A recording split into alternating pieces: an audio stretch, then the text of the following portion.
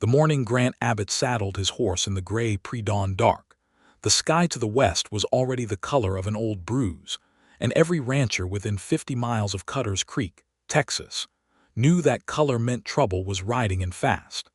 It was the autumn of 1882, and the Panhandle country was as raw and unforgiving as it had ever been, a land of red clay arroyos and sage-scrubbed flats that stretched out so wide a man could lose himself in the distance if he stared too long.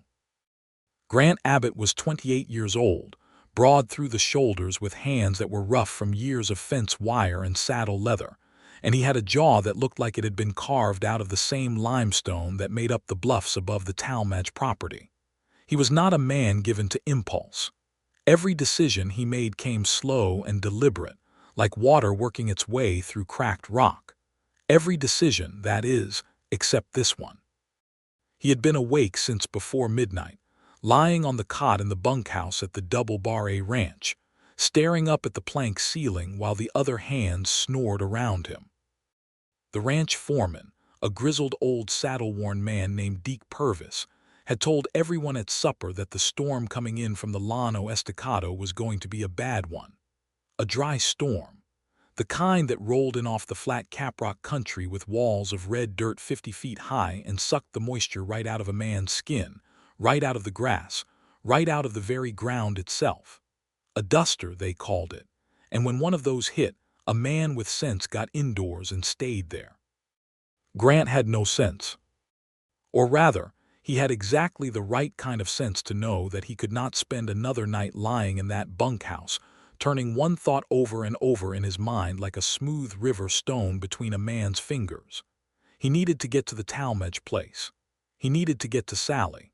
The thought of Sallie Talmadge had lived inside his chest like a small, persistent fire for the better part of 2 years.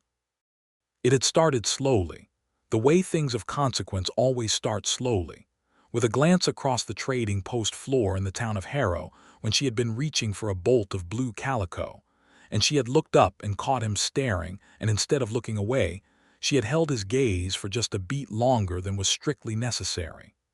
That single moment had been enough to change the entire direction of his life, though he had not understood it at the time.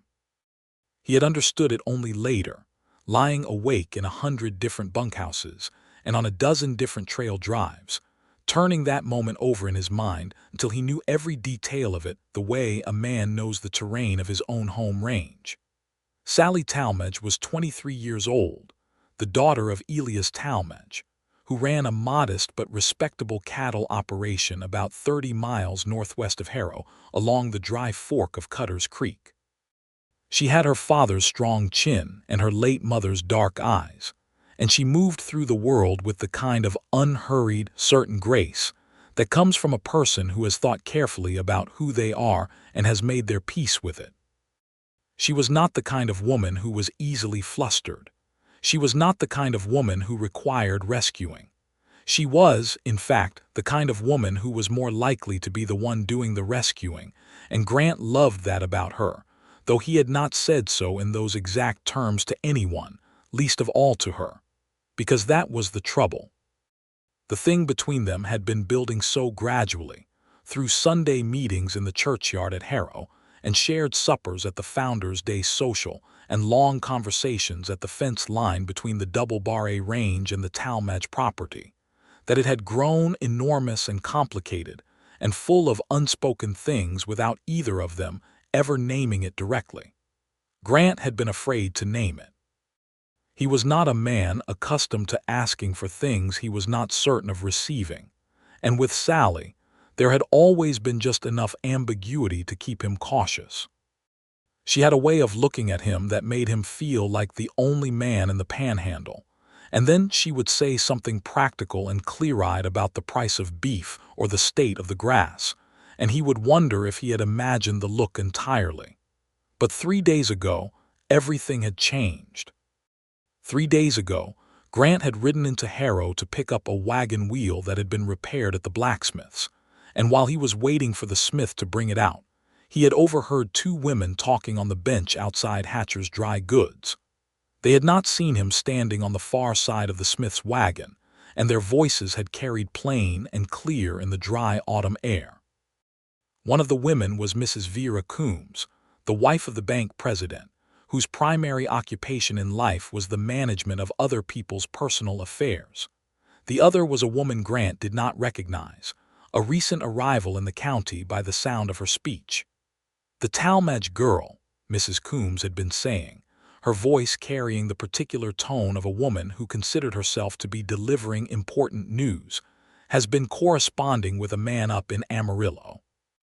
A widower by the name of Horace Fenwick. He has property and good standing, and Elias Talmadge has practically given his blessing already." Grant had gone very still beside the smith's wagon. "She is agreeable to it?" The other woman had asked. "Whether she is agreeable or not is hardly the question," Mrs. Coombs had replied. "A woman in her situation, 23 years old with her mother gone and her father's health failing, cannot afford to be particular. The Fenwick man is coming down from Amarillo in 10 days' time to settle the matter. Elias has already written back to him." Grant had taken his wagon wheel and driven back to the double barre in a state of numbness that had slowly transformed, over the course of 3 days, into something that felt like a man waking up from a very long and comfortable sleep to find his house on fire. 10 days. Fenwick was coming in 10 days. Grant had heard of Horace Fenwick. Most people in the eastern Panhandle had. He was a cattle broker with a ranch near Amarillo, a man in his late 40s who had buried one wife and was looking for practical companionship in the way that certain prosperous men did, the way they might look for a good cook or a reliable piece of land. He was not unkind by all accounts. He was simply not the right man for Sallie Talmadge.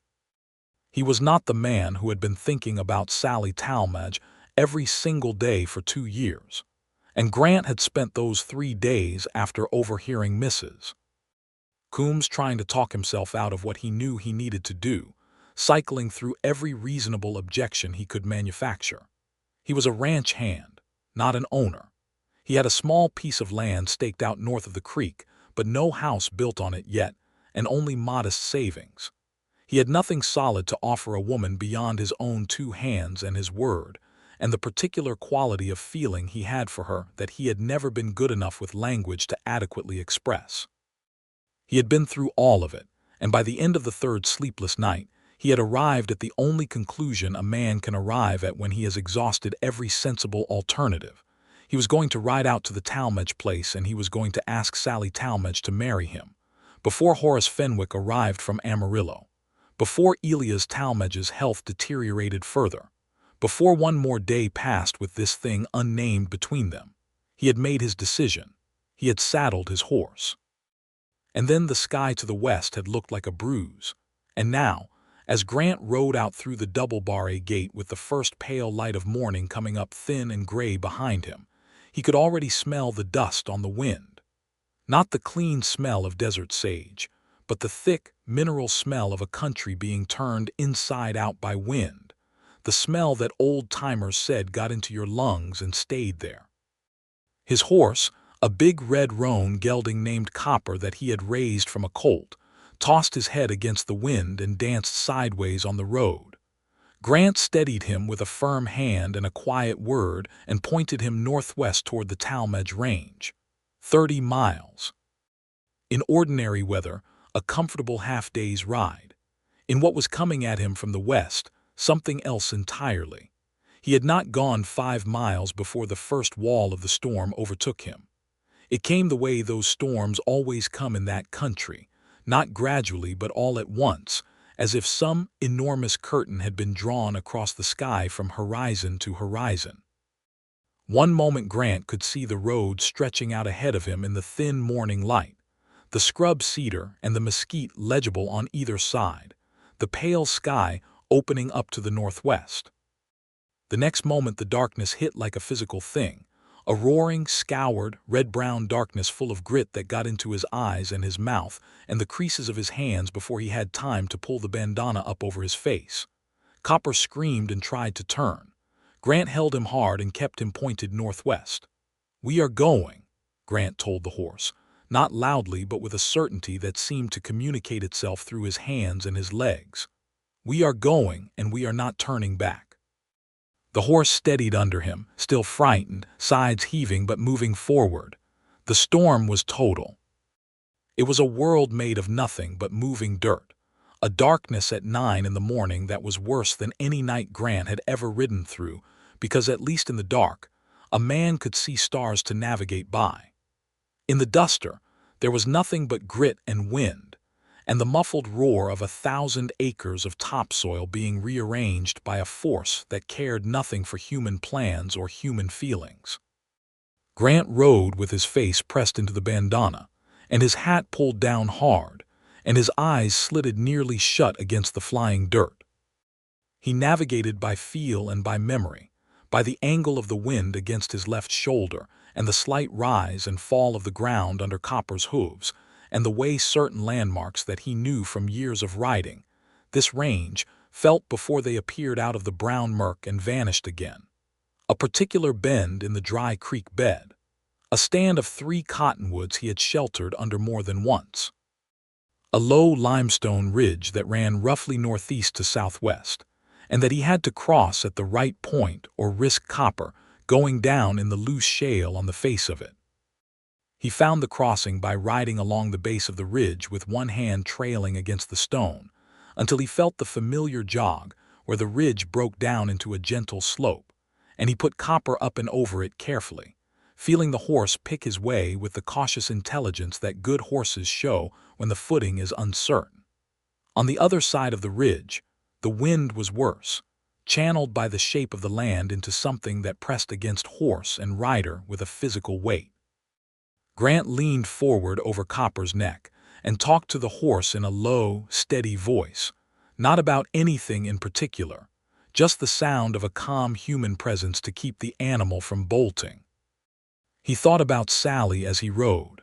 He thought about the particular way she laughed, not prettily or politely but with her whole body, as if laughter were something to be done with commitment. He thought about the afternoon 6 months ago, when they had both happened to be checking the fence line between their respective properties at the same time, and had ended up sitting on a flat rock above the creek for 2 hours talking about everything from the proper treatment of wire rust to whether the Kansas and Colorado Railroad was going to push its line down into the Panhandle, which they both hoped it would because it would mean a better price for their cattle. She had opinions, strong ones, and she delivered them without apology and without the performed uncertainty that Grant had noticed some women put on around men, as if they needed to dilute their own intelligence to make it palatable. He loved that about her, too. He thought about the Christmas social at the Harrow Church last December when they had danced twice, and he had been so aware of her hand in his, and the scent of the lavender soap she used that he had been barely functional for the rest of the evening. He thought about the way she had looked at him across the supper table at the Founders' Day social with an expression he had never quite been able to read, something that lived in the territory between amusement and tenderness. Was it enough? Was what he had seen in her eyes enough to ride 30 miles through a duster for? He did not know. That was the truth of it. He did not know what her answer would be, and the uncertainty of it was its own kind of storm inside his chest, as disorienting and as full of grit as the one battering him from outside. He might arrive at the Talmadge place, wind-scoured and red with dirt and barely able to see straight from the hours of riding, and she might look at him with kind, puzzled eyes and say that she was very sorry but she had already agreed to consider Mr. Fenwick's proposal, and that would be that. But he was going anyway. Because the alternative, not going, not asking, letting Horace Fenwick arrive from Amarillo while Grant Abbott sat in a bunkhouse being sensible, was simply not something he was able to do. Not after 2 years. Not after everything that had grown between them in the fence-line conversations and the churchyard meetings and the Founders' Day dances. Not after the way she had held his gaze that first time across the trading post floor. A man could be careful his whole life and still end up alone. Grant had watched it happen to other men. He was not going to let it happen to himself. The hours accumulated. There is a particular quality to time during extreme physical hardship, a way it stretches and compresses unpredictably, so that an hour can feel like a minute when a man is focused entirely on the immediate task of survival, and then feel like a week when he allows himself to think about how far he still has to go. Grant experienced both of these in the long hours of riding through the duster. There were stretches where he was so concentrated on reading the ground through Copper's hooves and the wind's direction through the pressure on his body that time ceased to have any meaning at all. And there were other stretches where he became acutely aware of every passing minute, counting them like coins, calculating distance against pace, against the flagging strength of his horse, and his own growing exhaustion. He stopped twice to rest Copper, pulling the horse into the lee of whatever structure the storm allowed him to find. The first time it was a limestone outcropping big enough to cut the wind somewhat, and he stood with his back against the rock and his hand on Copper's neck, and they both breathed in the relative quiet for 20 minutes. The second time it was the remains of an abandoned soddy, one of the homesteader shacks that dotted this country in various states of collapse, and Grant led Copper inside the roofless walls where the wind was still loud, but the flying dirt was somewhat reduced, and he poured water from his canteen into his hat and let the horse drink and drank the rest himself, and ate 2 biscuits he had thought to wrap in a cloth and put in his coat pocket the night before. He had been planning this ride even then, he realized. Even while his rational mind had been going through the arguments against it, some other, more certain part of him had known he was going. He thought about Elias Talmadge. Sallie's father was a man Grant respected considerably, a straight-spoken, fair-dealing rancher of the old school who had built his operation in this country before the Civil War and had weathered everything the land and the era could throw at him. Grant had heard that Elias' health had been declining through the past year, the persistent cough that people in this country sometimes got from the dry air and the dust, and he thought about what it would mean to Elias to see his daughter settled before his health failed further. He wondered if Elias had arranged the matter with Fenwick out of calculation or out of genuine care for Sallie's future, or whether, as was often the case, the two things were so tangled together as to be indistinguishable. He thought about what he would say to Elias if Elias gave him the chance to say anything. He thought about what kind of man Elias Talmadge believed Grant Abbott to be. They had a decent relationship, the two of them. Elias had hired Grant for 2 weeks of extra work during one of his own hand's illness the previous spring, and Grant had worked hard and been paid fairly, and Elias had said, when it was done, that Grant was a man who understood cattle and understood land, which coming from Elias Talmadge was a considerable compliment. Whether it was the kind of compliment that meant Elias would welcome Grant as a son-in-law rather than Horace Fenwick, a man of established means and reputation, was another question entirely. But Grant was going. He was going, and he would say what he needed to say, and what happened after that was in the hands of God and Sallie Talmadge, which in Grant's estimation amounted to roughly the same thing. The storm did not let up. If anything, through the middle part of the day, it intensified, the wind picking up until Grant could feel Copper struggling to hold a straight line against it, the horse's feet slipping occasionally on the red clay that the wind had stripped bare of its shallow covering of grass. The sky remained the color of old blood, and the light that filtered through the dust wall was strange and orange, and made the familiar landscape look like somewhere Grant had never been, a dream country where the rules of the waking world did not quite apply. He took a wrong line once, somewhere in the 7th or 8th hour, and spent nearly an hour riding ground that felt unfamiliar before the land spoke to him through the slope of a particular canyon rim, and he corrected his course. That hour of uncertainty cost him more than the time. It cost him something in the confidence that had been carrying him through the storm, and for a little while after he got his bearings back, he rode in a kind of hollow, tired state where the question he was going to ask Sallie Talmadge felt very far away and very small against the enormous indifferent fact of the storm. And then he thought about her again, the laugh, the opinions about railroad expansion, the lavender soap, the hand in his at the Christmas dance, the look across the trading post floor. He straightened his back and rode. Around mid-afternoon, though Grant could not have said for certain since his sense of time had become thoroughly unreliable, the quality of the storm began to change. Not lessening exactly, but shifting, the wind moving from the northwest to more directly from the west, which Grant knew from experience often meant the leading edge of the storm was past, and the body of it was settling in. The dust was still thick enough to cut visibility to 50 yards at best, but the roaring quality of the wind eased somewhat, and he could hear Copper's hooves on the ground again. He started recognizing more of the terrain. He was getting close. The Talmadge Range began where the dry fork of Cutter's Creek made a wide bend to the north, a place Grant knew by the distinctive V-shape of two mesa shoulders visible even through the dust. He crossed the creek bed, dry now in the autumn, and felt Copper's stride lengthen with the instinct horses have for a barn getting closer.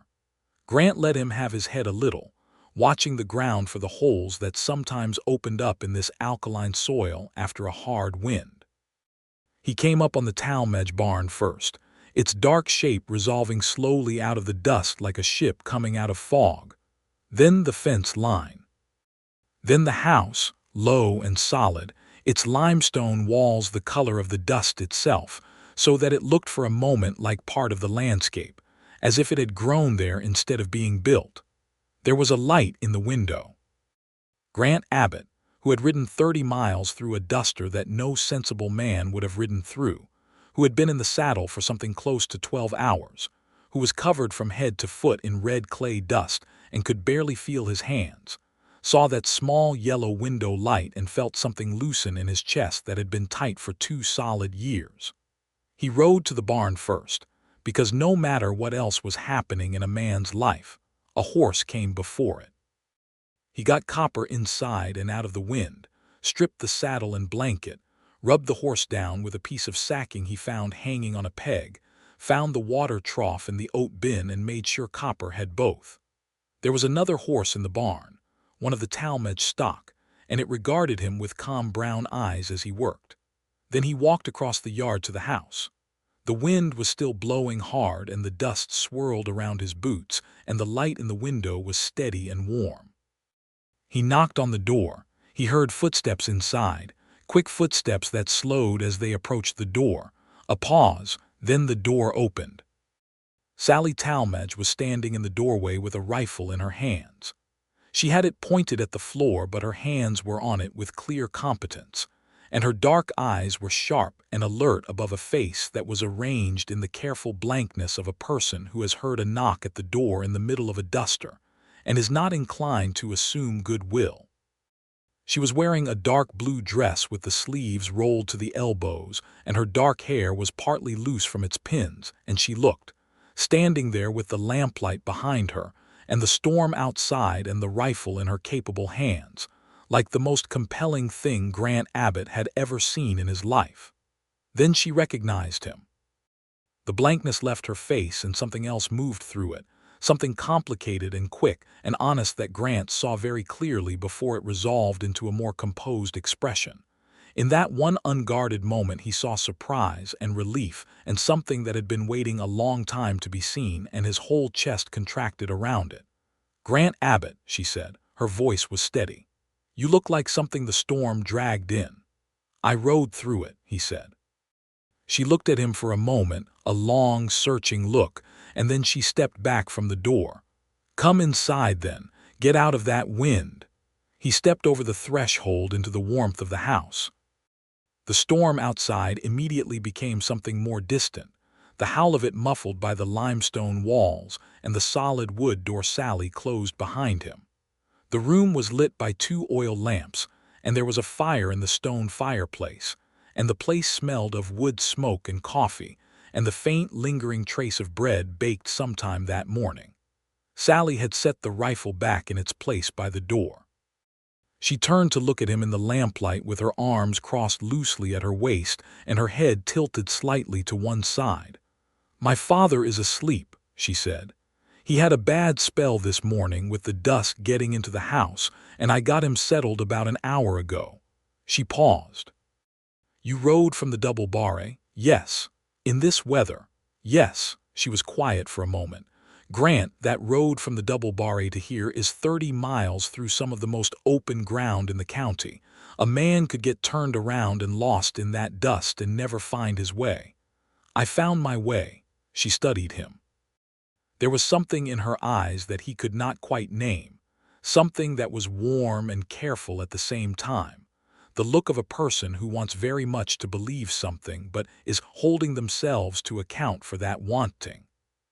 "You are going to sit down," she said finally, in a tone that left no room for argument, "and I am going to get you some coffee and some food, and then you are going to tell me why on earth you rode 30 miles through a duster." He sat.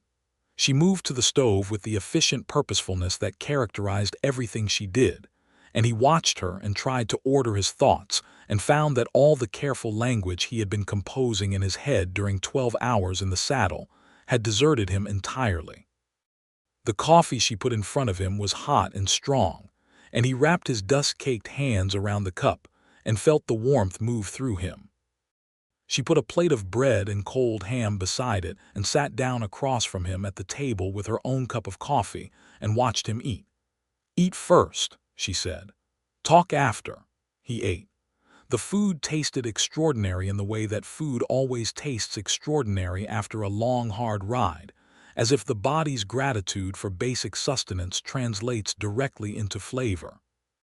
He ate the bread and the ham and drank the coffee, and felt the world come back into focus around him with its proper weight and substance.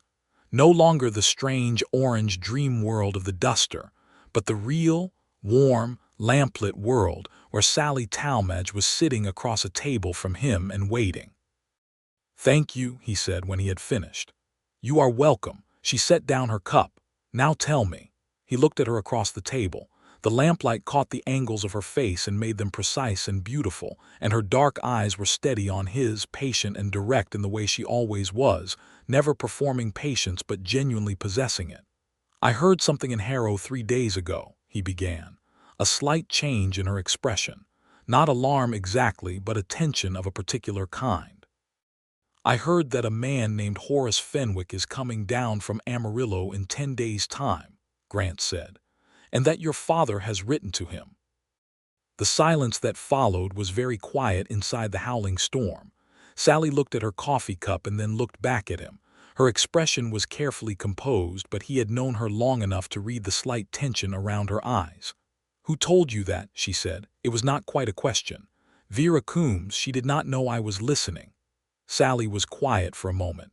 "It is not entirely wrong," she said finally.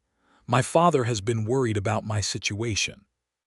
He thinks that with his health as it is, I need to be settled. He wrote to Mr. Fenwick, who is a man he knew years ago through the cattle trade, and Mr. Fenwick expressed an interest in corresponding." She paused. "I have written him 2 letters. He seems perfectly decent." "Perfectly decent," Grant repeated. "Yes." The fire snapped in the fireplace.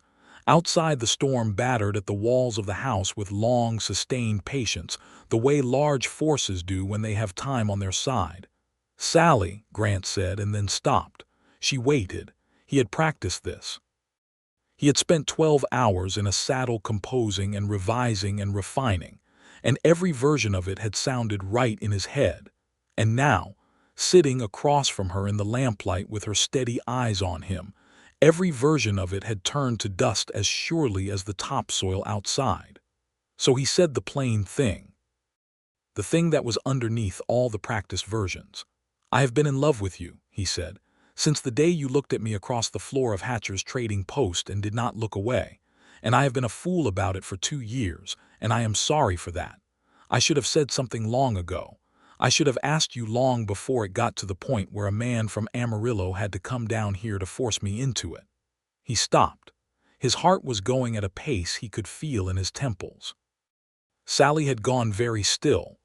"I am not a rich man," he went on, because there was nothing to do now but continue.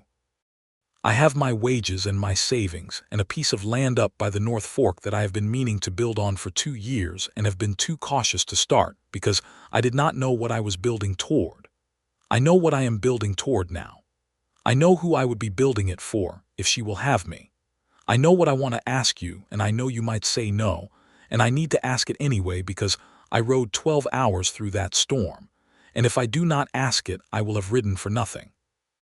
He reached into his coat pocket, past the cloth that had held his biscuits, past his folded knife, and found the small object he had been carrying there for 3 months.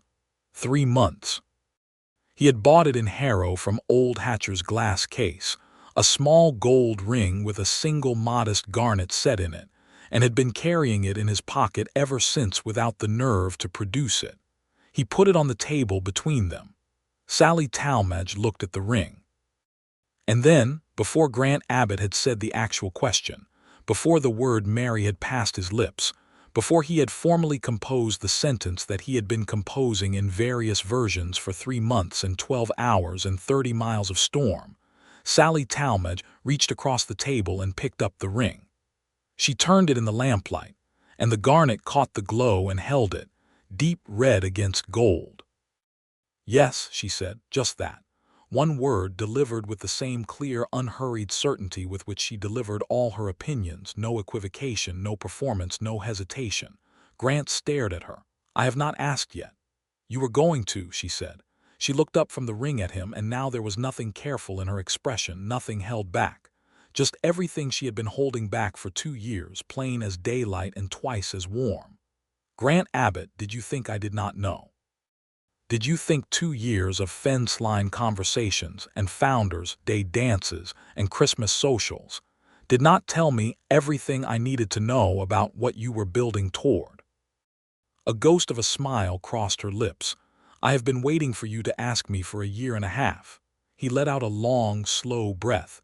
It felt like releasing something he had been holding since before he could remember. "Then I will ask it properly," he said. "Sallie Talmadge, will you marry me?" "Yes," she said again. And this time she smiled fully, and it was the laugh all over again, not performed, not polite, but real and committed and entirely herself. And Grant Abbott, who had never in his life felt the impulse to cry over anything more sentimental than the loss of a good horse, felt something hot and sharp behind his eyes that he was not going to examine too closely. He stood up from the table and came around it, and she stood to meet him, and he took her hands in his dust-caked, worn-out hands. And for a long moment they just looked at each other in the lamplight with the storm going about its business outside. And then she reached up and put her palm against his jaw, the rough limestone jaw that her fingers fit against as if the angle had been made for them, and he bent his head and kissed her for the first time. It was a quiet kiss. Nothing dramatic about it. Just the plain, certain meeting of two people who have arrived at the same place by different routes and are deeply relieved to find each other there. He sat back down after because his legs were honest and the 12 hours of riding were catching up with him, and she sat across from him and they drank more coffee, and outside the storm raged on against the limestone walls and did not get in. She put the ring on herself, right there at the table, and looked at it on her hand with an expression Grant could not read, except that it made something in him go very quiet and very glad. "I will need to talk to my father tomorrow," she said. "When he is rested." "I will talk to him with you," Grant said, "or before you or after, however you think is best." "He will want to speak with you himself," she said. "He respects you, he has said so." She paused. "He will ask you about your land and your intentions." "I have a section staked north of the creek," Grant said. "I am going to start building the house in the spring. I have saved enough to do it right, not grand but solid, good stone, good timber in the roof, room to add to it as the years go on."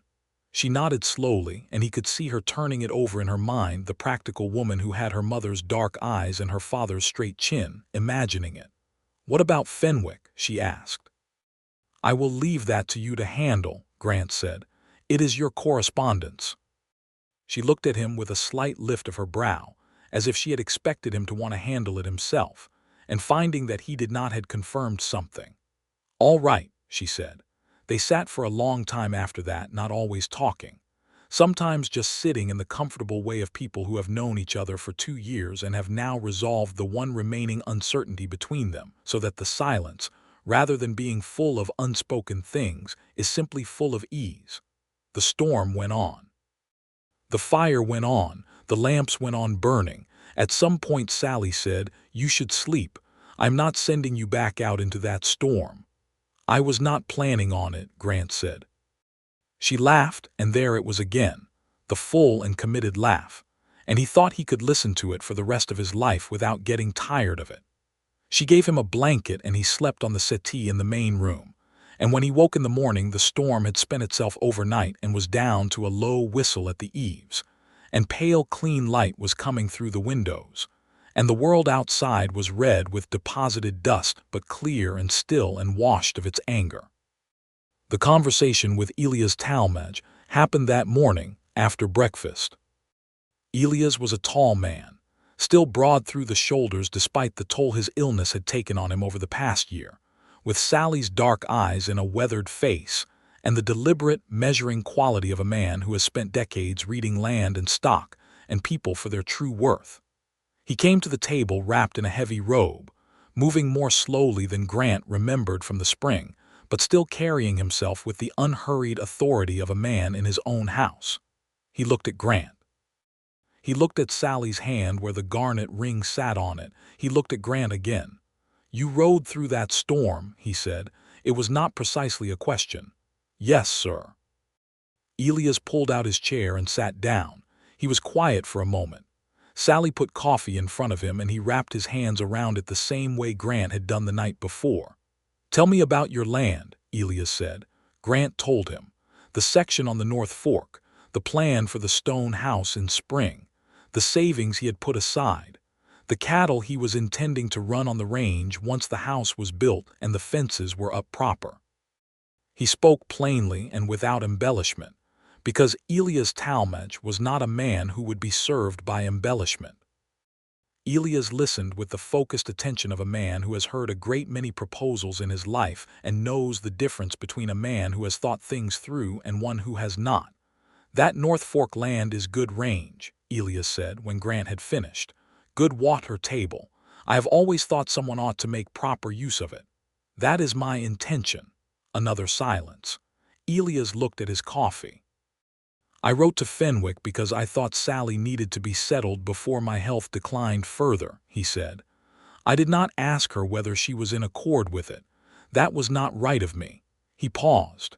"She told me this morning before she brought you in what she has decided. I will not stand against it." He looked up at Grant. "She is not a woman who makes decisions without knowing her own mind. If she has said yes to you, she means it." "I know that, sir," Grant said. "That is one of the reasons I rode through the storm." Something crossed Elias Talmadge's face that might have been amusement. He put out his hand. Grant took it, and Elias' grip was firm and direct, the grip of a man making a real agreement. "Take care of her," Elias said. "I will. And with your permission, sir, we will take care of you as well. Sallie will not be going anywhere that leaves you without family nearby." Elias looked at him for a moment, then at Sallie, who was standing at the stove with her back to them and her shoulders held in a particular way that Grant recognized as the posture of a person trying not to show that they are moved. "All right," Elias said simply. Grant rode back to the double barre that afternoon on a horse rested and watered and grain-fed, through a landscape that the storm had rearranged into its post-duster configuration of red drifts and swept bare clay and a sky so clean and blue it looked freshly made.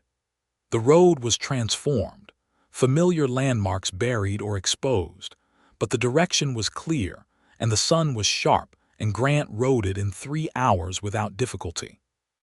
He found Deke Purvis in the barn cleaning tack. Deke looked at him with the squinted attention of a man who has seen a lot and is waiting to be told which kind of situation this is. "I am giving my notice," Grant said. "I have a house to build." Deke was quiet for a moment. "That Talmadge girl, that Talmadge woman," Grant said. Deke's leathery face arranged itself into something that was not quite a smile but functioned as one. "I figured it was coming eventually," he said. "Congratulations." He went back to his tack. "I will need 2 weeks." "2 weeks is fine," Grant said. He wrote to Horace Fenwick himself, because when it came to it, Sallie asked him to, not out of any feeling that she could not handle it herself, but because she thought it was the kind of thing a man ought to do. He wrote it carefully and with respect. He explained that he and Miss Talmadge were engaged and would be married before the end of the year, and that the arrangement Mr. Fenwick had been pursuing was therefore no longer possible. He expressed no animosity toward Fenwick and no superiority in his own position. He simply stated the facts with the same plainness he had used with Elias Talmadge. Fenwick's reply, which came 6 days later, was brief and entirely civil. He wished them well. He had, his letter said, already been apprised of the situation by Elias Talmadge's letter, which had preceded Grant's by 2 days. Evidently, Elias had not wasted time. The wedding was planned for mid-December, 6 weeks away, which was enough time to prepare properly but not so long that it tested anyone's patience. Sallie wanted it at the Harrow Church, the same small limestone church where they had danced at the Christmas social, and where Grant had listened to the sermons of old Pastor Briggs, with roughly half his attention on the sermon and half on Sallie, sitting 3 pews ahead of him on the women's side. In the weeks between the engagement and the wedding, Grant worked at a pace that surprised even himself. He gave his 2 weeks to the double barre and spent them finishing, so that when he left things in good order, and Deke Purvis, who was not a man given to excessive praise, shook his hand and said he was the best hand the ranch had seen in 10 years. Grant took the compliment and went. He moved out to his section on the North Fork and set up a temporary camp in the existing survey shack, a rough plank structure the original surveyor had left when he staked the land. The house would come in spring as planned, built proper, but there was other work to be done first. He spent 2 weeks riding and walking his land, checking the water table by the behavior of the grass and the color of the soil, tracing the paths that the cattle would need, and the places where fence lines would most efficiently contain them. He made maps and lists and estimates. He corresponded with a builder in Harrow about stone and timber prices. He wrote to a man in Amarillo about buying stock in the spring. He also rode to the Talmadge place 3 times a week. Those rides were not like the 12-hour storm crossing. They were quiet and sunny in the dry autumn light, an hour each way through country that had settled back into its ordinary self after the duster, the sage gray-green against the red clay, and the sky, a deep blue that you only got in that country in October. He would arrive in the late morning and stay through the afternoon and sometimes through supper, and he and Sallie would work side by side on whatever needed doing, mending fence or moving the small Talmadge herd to better grass or working in the kitchen garden putting it to bed for the winter. They talked constantly, the way people talk who have been saving up conversations for a long time and now have the freedom to use them. He learned things about her that the fence-line conversations and the social occasions had not given him. He learned that she read voraciously and had strong opinions about books she thought were honest and impatient contempt for books she thought were false, and that she had a small collection of novels and histories that she had ordered from a bookseller in San Antonio, and that were her most prized possessions. He learned that she could calm a frightened animal with an ease and patience that he found remarkable to watch. He learned that she had a memory for practical detail, for the exact price she had paid for something 3 years ago or the precise date of a frost 2 winters back, that made her the more reliable record of their shared knowledge of this country. She learned about him, too. She learned that he was better with his hands than he was with his words, that the house plans he showed her were more eloquent about what he wanted than anything he said, because they showed not just the functional rooms but the deep porch on the south side, and the wide window in what he called the main room that would look out over the creek bend where the cottonwoods grew, and she understood those details for what they were. The evidence of a man who had been thinking about home for a long time, and understood it to be about more than shelter. She learned that he was slow to anger and equally slow to forgive if a wrong had been truly serious, and she thought that was a fair combination in a man.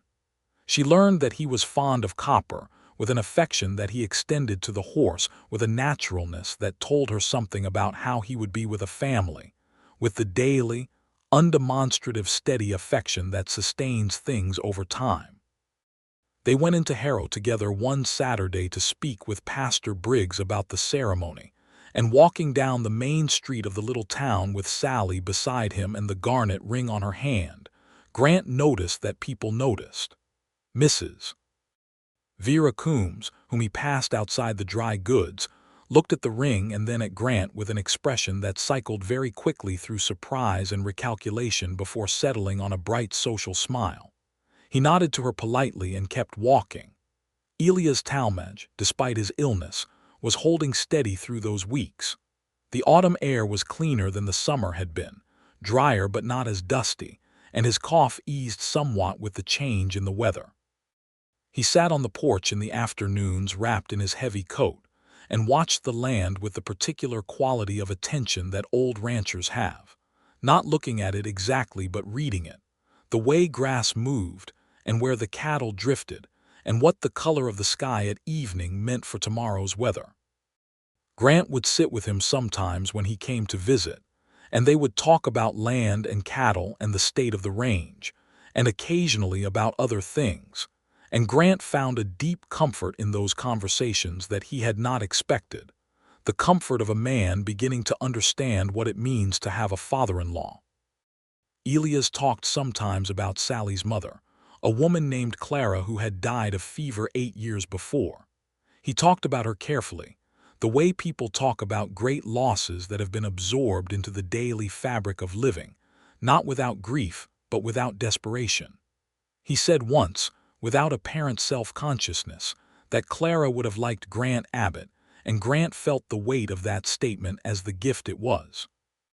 The wedding day arrived on a Saturday in the second week of December, clear and cold, one of those winter days in the Panhandle that come out of nowhere with a sky so blue and a light so sharp that the whole landscape looks as if it has been freshly drawn. The little church in Harrow had been dressed with pine boughs and late-blooming dried wildflowers that the women of the congregation had contributed, and the pews were filled because this was the kind of country where a wedding was a significant community event, and people came from 20 miles in every direction.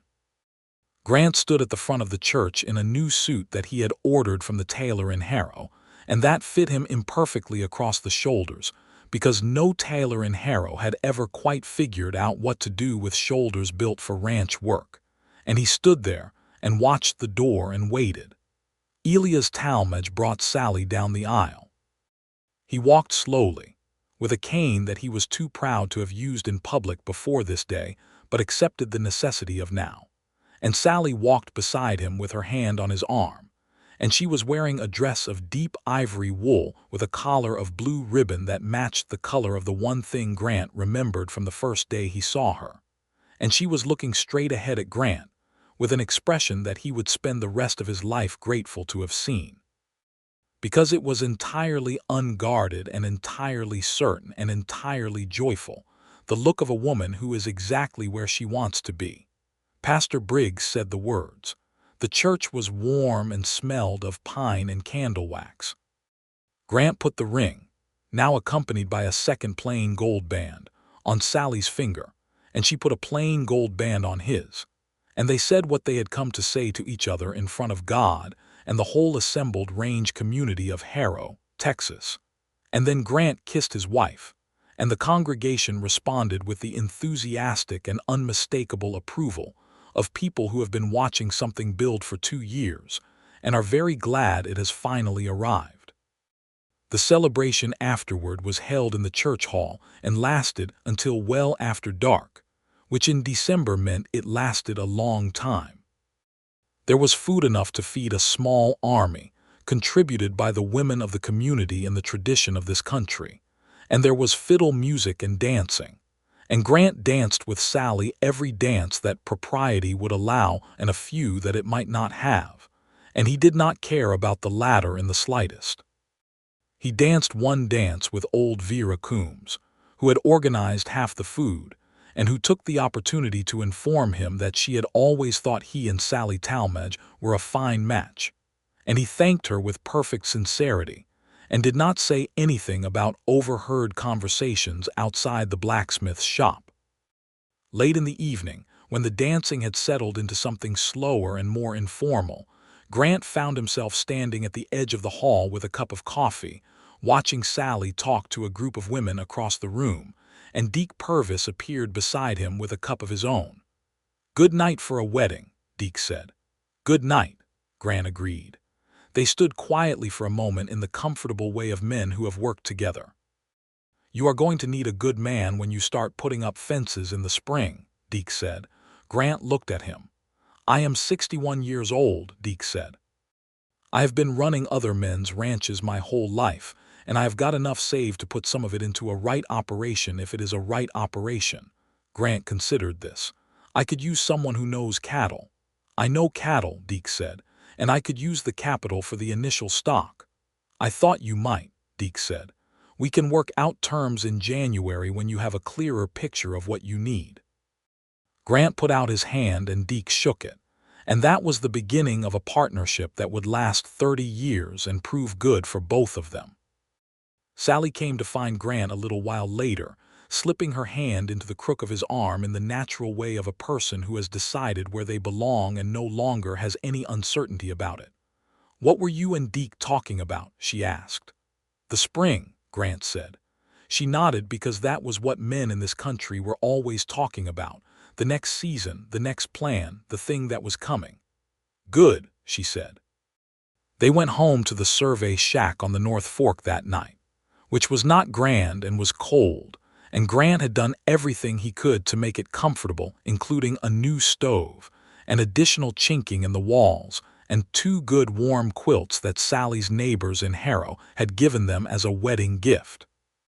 And it was not grand, but it was theirs, and standing inside it with his wife on the night of their wedding, Grant looked around at the rough walls and the small stove sending out its heat and the 2 quilts on the bed, and felt a satisfaction so deep and quiet it almost felt like a physical thing, like standing on good solid ground.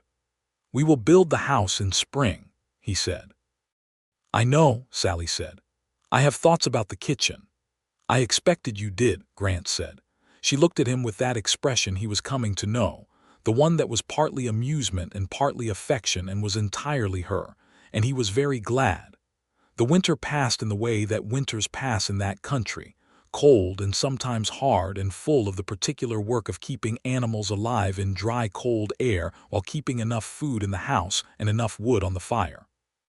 They lived in the survey shack on the North Fork, and Grant drove his wagon to the Talmadge place 3 times a week to help Elias and the 2 hands Elias still employed, because the arrangement had been made before the wedding and Sallie would not have had it any other way, and Grant had not suggested otherwise.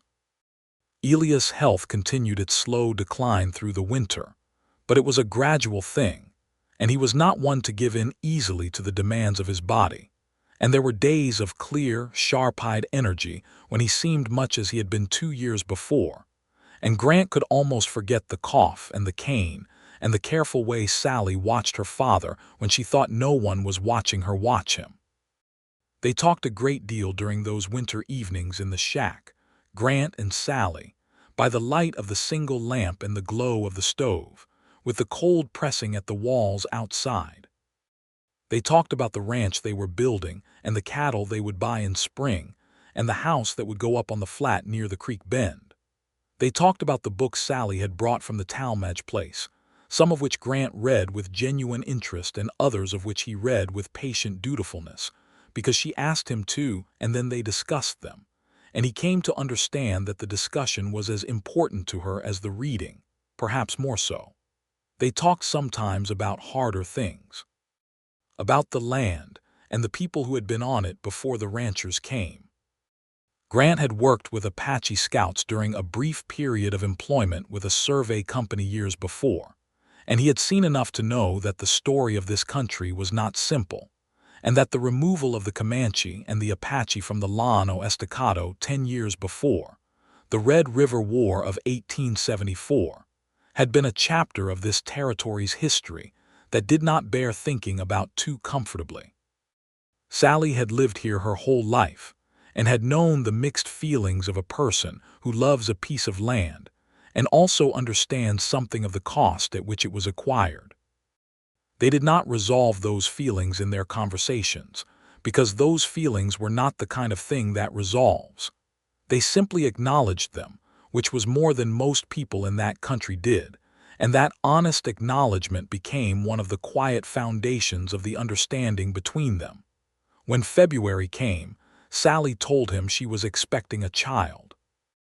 She told him on a morning when the light was thin and pale, and the frost was still on the ground, over the coffee cups that had become a fixed feature of their mornings together, and she told him with the same direct clarity with which she told him everything, watching his face as she said it with something in her eyes that was trying not to be anxious.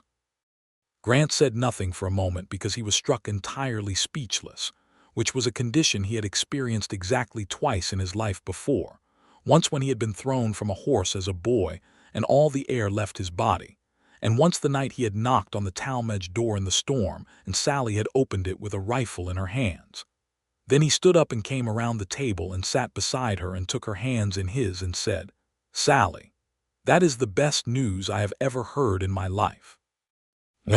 And she let out the breath she had been holding and leaned her forehead briefly against his shoulder, and he held her hands and thought about the fact that the world was considerably larger and better than it had been 30 seconds ago. He began building the house the first week of March. Deke Purvis arrived on a Monday morning with his wagon loaded with tools, and his life's savings in a bank draft, and a willingness to work that would have shamed a man 20 years younger. Grant had contracted with a builder from Harrow named Emmett Cross, who brought 2 of his men, and together the 5 of them worked through March and April and into May on the stone house that Grant had planned through the winter. They built it right.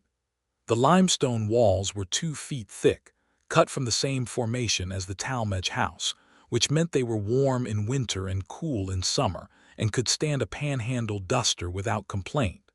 The floors were pine plank, brought on the wagon from Harrow. The roof was cedar, well-joined and well-pitched. The kitchen Sallie had had thoughts about was spacious and well-lit, with a window that looked east toward the creek bend, and the main room had the deep south-facing porch Grant had drawn in his plans, and the windows that looked over the cottonwoods. Sallie came and walked through the house at various stages of its construction, and she stood in the skeleton of the kitchen on a day in April with the walls up and the roof not yet on and said, "Yes, this is right." That was all. Just "yes, this is right," in the tone of a woman confirming a thing she had already decided in her mind. The house was finished in the last week of May, which was earlier than Grant had dared to hope, and they moved into it in June, a full month before the baby was due. They moved Elias Talmadge with them. This had been decided gradually and naturally over the winter and spring, as Elias' health made it increasingly clear that he could not remain alone on his own place with only hired help. His hands had found other work by spring and the Talmadge property itself. Grant had bought from Elias at a fair price with Deke Purvis's capital contributing, so that the combined range gave them a solid operation with good water and good grass. The house Elias moved into was not a separate structure, but a room in the main house that Grant had designed to be large and comfortable with a window onto the same south view as the main porch. Because Sallie had said, when they were planning, that her father should have a room where he could see the country, and Grant had agreed without hesitation. Elias Talmadge moved into his room in the new house and looked at the south view from his window and said nothing for a moment and then said, "Good house," which Grant understood to mean considerably more than it said. It was a fine summer. The grass was good after the winter's moisture, and the cattle they had bought in spring were settling into the new range. And the work was hard, but it was the right kind of hard, the kind where a man goes to bed tired at the end of the day knowing that the tiredness is the residue of something built rather than something merely endured. Sallie continued to be, throughout her pregnancy, exactly herself. She did not diminish in energy or opinion as the months went on. She organized the house with a competent thoroughness that Grant found both impressive and occasionally alarming, because it sometimes resulted in him being unable to find things he had put in particular places, on account of those places having been reorganized. She managed the household accounts with the same precise memory for figures that she brought to everything else. She rode horseback until her 7th month, at which point she stopped not because Grant asked her to, but because she made her own assessment of what was prudent and acted on it. She read to Grant in the evenings from whatever book she was working through, and he listened, and occasionally she would stop and look at him with a slight arch of her brow and say, "What do you think about that?"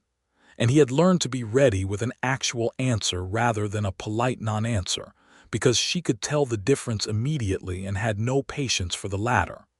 On a hot night in July, their son was born. He came into the world in the room of the new limestone house, delivered by the midwife who had driven out from Harrow, a capable and experienced woman named Mrs. Fowler, who had been delivering babies in this county for 20 years. Sallie labored with the same concentrated determination she brought to everything difficult, and Grant, who had been relegated to the main room by the firm authority of Mrs. Fowler, paced the length of it approximately 400 times and listened to the sounds from the bedroom with his whole body taut as wire. Then he heard the cry, the particular, sharp, astonishing cry of a new person announcing themselves to the world. Mrs. Fowler came to the door after a while and told him he could come in. Sallie was lying against the pillows with the particular quality of exhaustion that is also triumph, and in her arms was a small, red-faced, entirely incomprehensible bundle that was his son. She looked up at Grant as he came to the side of the bed, and her face was more open than he had ever seen it, all the habitual composure gone, just love and tiredness and wonder all mixed together. "Come and meet him," she said. Grant sat on the edge of the bed and looked at his son. The baby had Sallie's dark hair, or the beginning of it, and a face so new it looked like an argument for the existence of beginning itself. "James," Grant said. They had talked about names. "James Elias Abbott," Sallie confirmed. The middle name had been Grant's suggestion, and she had agreed to it immediately.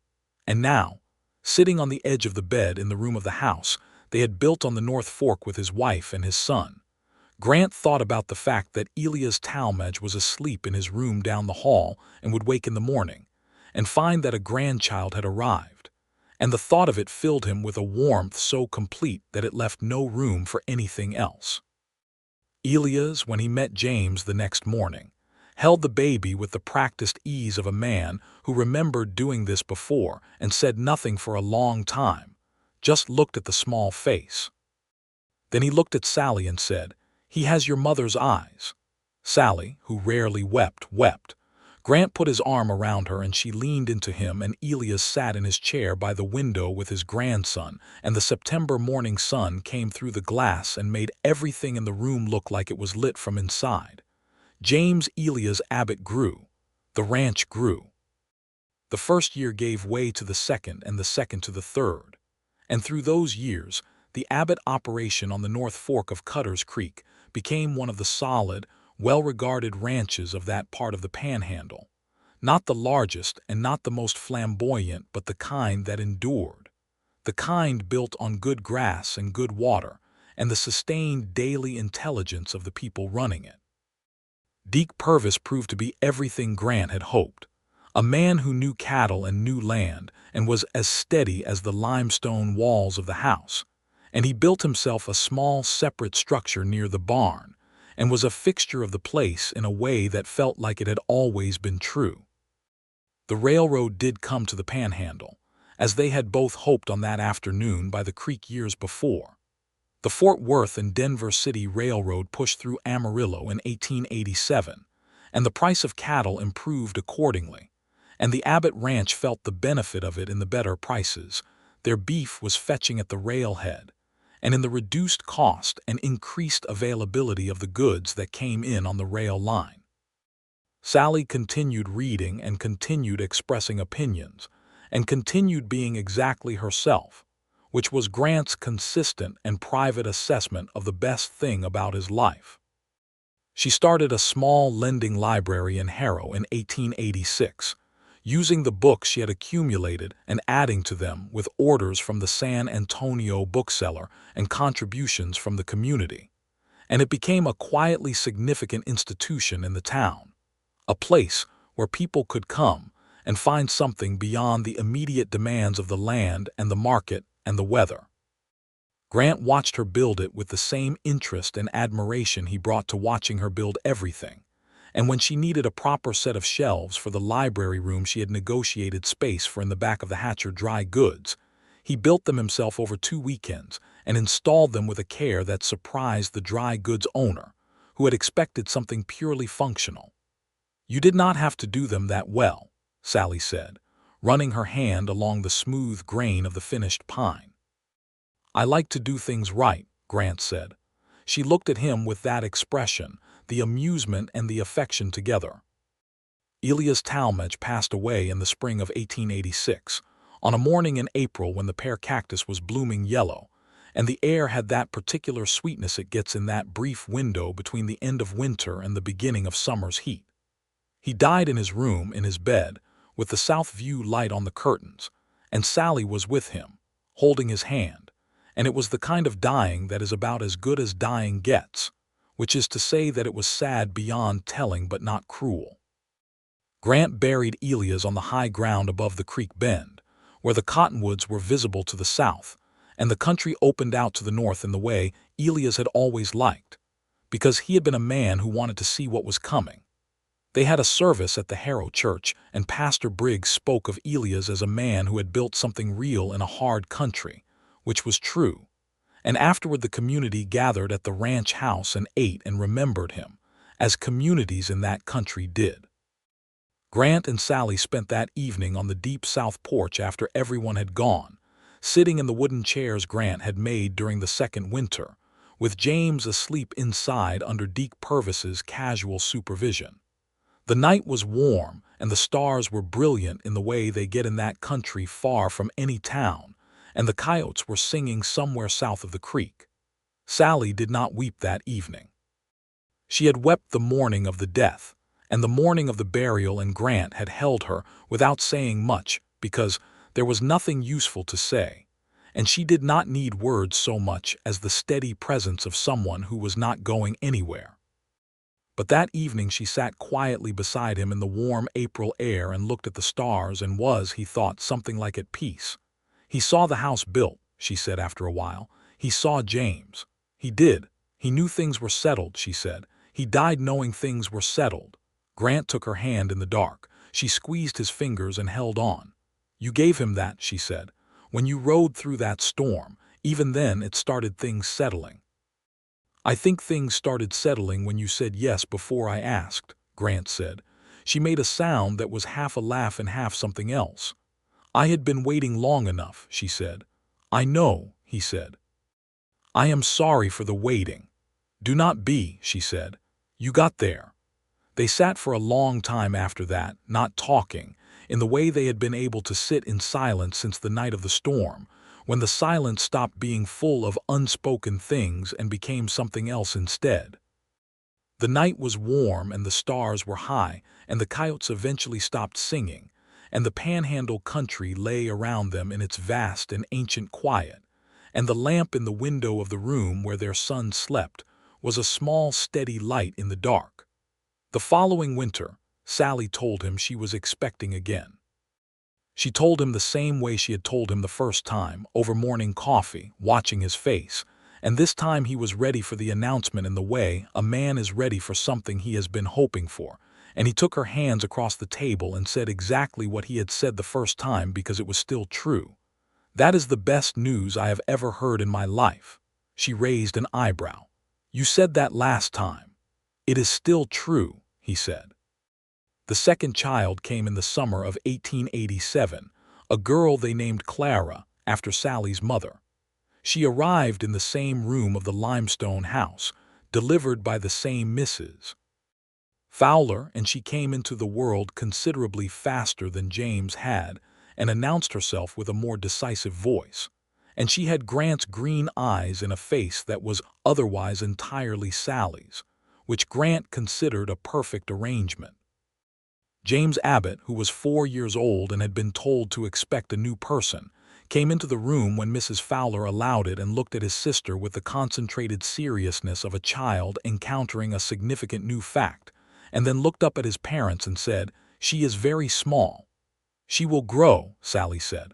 "Like a calf," James said. "Perhaps we will not phrase it quite like that," Grant suggested. James considered this. "All right," he said, in the tone of a person making a reasonable concession. Clara did grow. She grew with the same unhurried certainty as everything on the Abbott ranch, through seasons of good grass and bad, through dusters and dry spells and the occasional winter that bit harder than expected. She had her grandfather's chin and her grandmother's name and her father's eyes and her mother's opinions, and she was, from very early on, a person it was impossible to disregard. By 1890, the Abbott Ranch was a firmly established operation with 200 head of cattle on good grass, a solid stone house that had proved in 8 years of Panhandle whether to be everything Grant had built it to be, a foreman who was also a partner and a friend, and a family that had filled every room of the house and spilled out onto the deep south porch on warm evenings in a way that made the porch feel like it had always been the true center of the place. There was a third child in 1889, a boy named Thomas, who came quietly and grew loudly, and was from the first year of his life the most physically daring member of the family, a quality that kept both his parents in a state of alert attention, and that Deke Purvis, who had taken to being something between an honorary uncle and a fourth grandparent, regarded with a combination of pride and exhaustion. Grant Abbott at 36 looked very much like Grant Abbott at 28, which is to say large and deliberate and rough-handed, with a few more years of sun and wind in his face and a few more white hairs and the dark ones at his temples. He was not a man who changed much on the outside. He was, however, a man who had been changed considerably on the inside by the years, since a storm crossing and a ring placed on a table between lamplight and firelight, and the change was entirely for the better. He worked hard and thought carefully, and loved his family in the particular way he loved everything worth loving, without performance and without interruption, steadily, the way the land is loved by the water that runs through it over years, shaping it into something neither could have become alone. Sallie Abbott at 31 had her dark hair beginning to silver at the temples, which she wore without self-consciousness in the way she wore everything, and she ran the household and the library in Harrow, and helped run the ranch and read books and expressed opinions, and was, in Grant's assessment, which he had come to think of as informed by 8 years of close observation, more herself than she had been at 23, the way good things become more themselves as time passes. She told him once on a summer evening when the children were in bed and they were sitting on the south porch in the warm dark that she had never been afraid of the life she was living, only of not getting to live it. "When Mrs. Coombs was talking about Fenwick," she said, "and it reached me what my father had arranged, I was not afraid of Fenwick himself. He is a decent enough man. I was afraid that the decision had already been made, and that what I wanted did not fit the shape of what was available to me." She was quiet for a moment. Women in this country, women everywhere, are told often enough that wanting is a luxury they cannot afford. That practical arrangements are what there is and what there is ought to be enough. She looked at the stars. "I knew what I wanted this. I had known for a long time, and I was afraid I had waited too long to say so." Grant was quiet for a moment, taking this in. "You did not say so," he said. "I had to ride through a duster to bring things to a point." She looked at him with that expression. "You are very slow," she said, and the amusement was there, but the affection under it was so enormous and so unqualified that the amusement was almost beside the point. 12 hours, he said. "I know," she said. "I know exactly how long, every hour of it." She had been worried, he understood. She had been sitting in the limestone house while the storm raged at the walls and the lamp burned in the window, and she had been trying not to think about the road between here and the double barre, and what a man on that road in that weather would look like by the time the weather was finished with him. He had not thought about that on the ride. He had been too occupied with the storm itself to think about how it looked from the other end. "You were watching for me," he said. "I was watching for you," she confirmed. "How long?" "From about the time the storm started settling in the morning," she said. "I thought if he knows about Fenwick, and if he is the man I think he is, he will come before the arrangement is settled. I thought that was the most likely thing." She paused. "I hoped for it. I told myself not to hope too much because hope is a thing that takes a toll when it is wrong, but I hoped." He reached over in the dark and found her hand. "I am glad I came," he said. "Grant Abbott," she said, in the tone she used when he said something obvious but that she wanted him to know she received anyway. "So am I."